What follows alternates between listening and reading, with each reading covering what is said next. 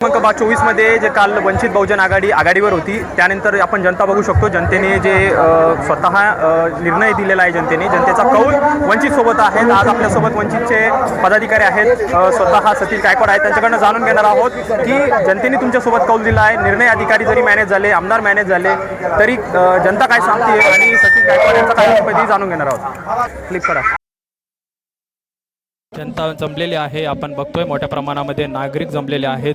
पूर्ण जनता रस्त्यावर बसलेली आहे सतीश गायकवाड यांच्यासाठी. नेमकं काय आहे सतीश गायकवाड यांच्यासाठी जनता का बसलेली आहे ते जाणून घेणार आहोत सतीश गायकवाड यांच्याकडनं. सतीश भाऊ तुम आगे बढ़ो, हम तुम्हारे साथ है. जय भीम, जोर से बोलो जय भीम. प्रकाश आंबेडकर जिंदाबाद, बाळासाहेब आंबेडकर जिंदाबादच्या घोषणाही देत आहेत. हो, काल जे प्रकरण घडलं, आपण निवडून आले होते, काय सांगाल याच्याबद्दल? काल जे प्रकरण घडलं, मी काल त्या ठिकाणी आमचे सगळे कॉन्टिंगला होते. कॉन्टिंगमध्ये चालू असताना आम्ही 32च्या लीडला पुढं होतो.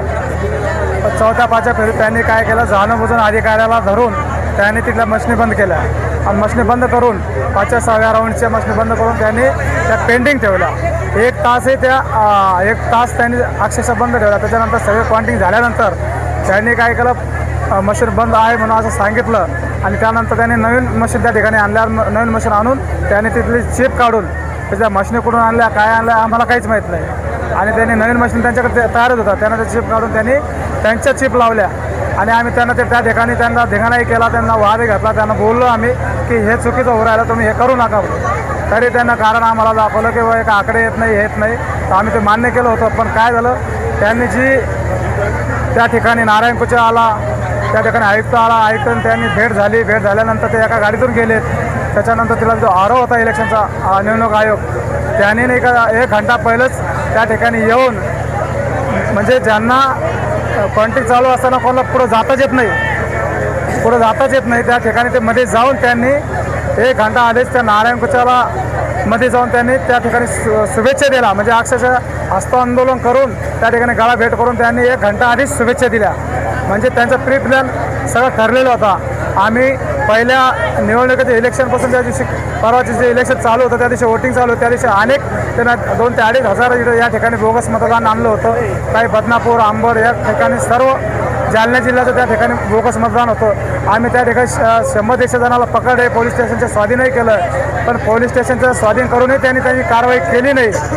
त्या ठिकाणी अनेक धिंगाणे झाले, अनेक भांडणं झाले बोगस मशीनच्या माध्यमातून.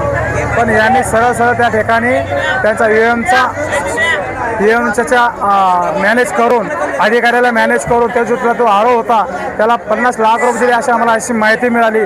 आणि त्याने 1 घंटा आधीच त्यांना शुभेच्छा देऊन टाकल्या. म्हणजे ज्या क्षेत्रामध्ये त्यांना तिथं निवडणूक वोटिंग चालू असताना कोणालाच तिथं त्या ठिकाणी परमिशन मिळत नाही जायला, त्या ठिकाणी नारायण कुचे जातो त्याला ते आयोग त्या ठिकाणी निवडणूक आयुक्ताला ॲडव्हान्समध्ये 1 घंट्या पहिले शुभेच्छा देतो कसा.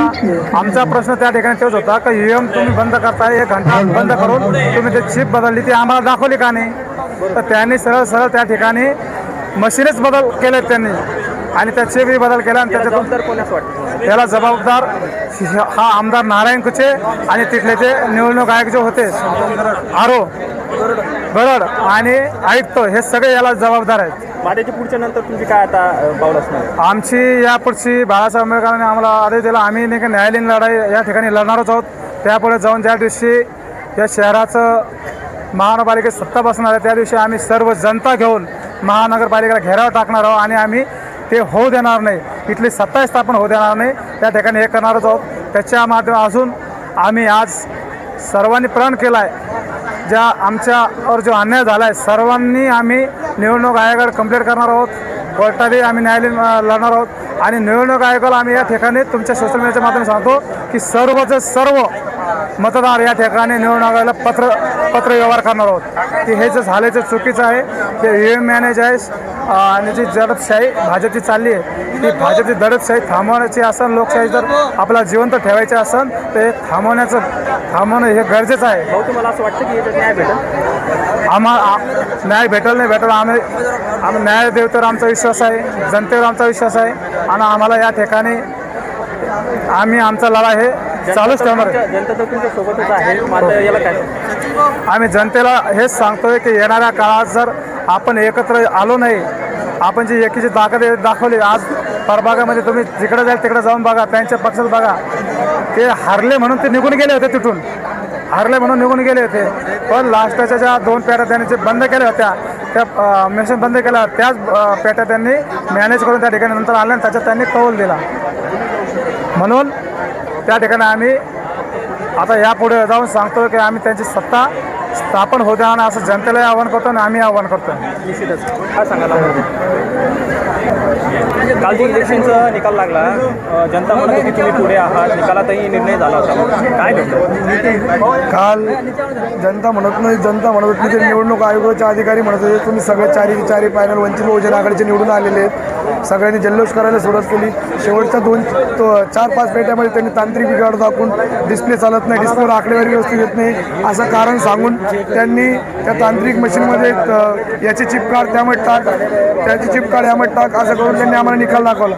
आम्हाला एका मशीनमध्ये त्यांनी 20 मतदान हे एक्स्ट्रा होते, जे आम्ही नोंदणीकृत बघितले होते आमच्या पानावरती शेवटच्या दिवशी जे आम्ही घेतले होते ते 20, त्यामध्ये काउंटिंग 20 जी शिल्लक मशीनमध्ये 20 दाखवत होते, आमच्याकडे 20 होते, 20 कमी होते सगळ्या पक्षांच्याकडे. आम्ही त्यावर आक्षेप घेतल्यानंतर त्यांनी दीड ते 2 तास ती मशीन बंद त्या टेबलचा निकाल राखीव ठेवला. बाकीच्या सगळ्या टेबलचा निकाल त्यांनी पुढे घेतला. बाकीचा टेबलचा निकाल पुढे घेताना आम्ही सगळ्याच्या लीडवरती होतो, पुढे होतो. त्यानंतर ते 4-5 याच्यामध्ये त्यांनी दाखवली की यामध्ये तांत्रिक बिघाड आहे, आपण दुसरी मशीन आणू आणि त्यामध्ये चिप लावून तुम्हाला डिस्प्ले मेमरी तीच राहील, मशीन वेगळी राहील असं सांगून आम्ही त्यांना म्हणतोय की सर आम्हाला हा बूथचा निकाल तुम्ही राखीव ठेवा, सगळ्यांना बोलवावे ते करा. तर त्यांनी त्या गडबडीमध्ये सगळ्यांना तो निकाली जाहीर करून त्यामध्ये आम्हाला कुठं 35 मतदान आहे तर त्यांना 350 मतदान आहे, पुढे 40-45 त्यांना 400 मतदान आहे, 350 मतदान आहे. आणि बाकीची इतर मशीनमध्ये त्यांना 60-70 जनतेच्याकडे 70-80 मतदान, आम्हाला 250-300-250 सगळ्याच्यात आम्ही पुढे होतो.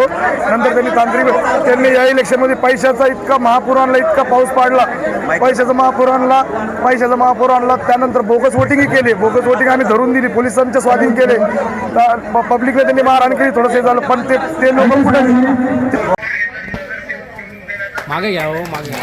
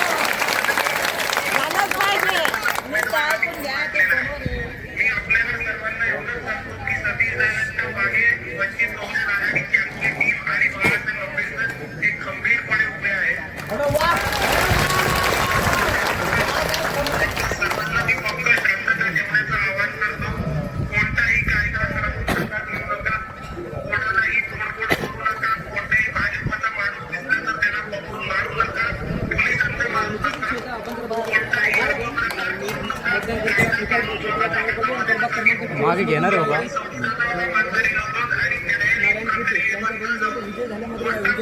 वंचित बहुजन आघाडीने आक्षेप घेतला. आपण बघतो त्यांचं असं म्हणणं आहे की